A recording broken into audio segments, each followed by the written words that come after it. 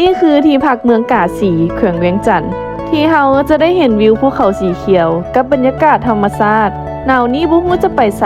ลองเอาห่างกายมาปะทะลมเย็นกับบอนนี้ The Lotus Camp Resort ซึ่งห้องพักที่ดาวจองมาจะเป็นห้องสี่เหลี่ยมคืนหนึ่ง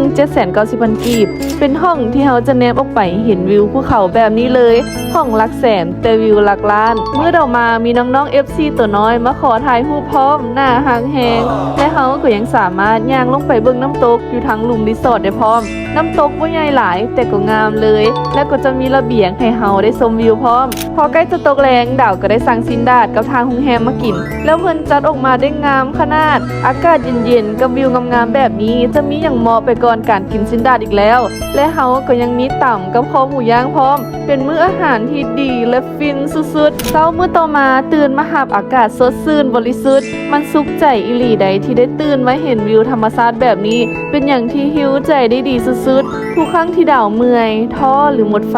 ธรรมชาตินี่แหละคือสิ่งที่จะสาดพลังงานให้ดาวมีแฮงกลับมาสู่ต่อในชีวิตแล้วธรรมชาติประเทศลาวคืองามบ่แพ้ชาติใดในโลกอีหลีและทางรีสอร์ทก็ได้มาเสิร์ฟอาหารเช้าให้พร้อมซึ่งรวมกับค่าห้องอยู่แล้วยังบ่พอเจ้าของรีสอร์ทได้เอาหมากกระทันมาให้ดาวพร้อมหน้าหังแฮงขอบใจหลายๆเด้อคือเป็นอีกหนึ่งสถานที่พักผ่อนใกล้ชิดกับธรรมชาติที่ดาวเลิฟสุดๆเลยไว้พบกันใหม่โอกาสหน้าบ๊ายบาย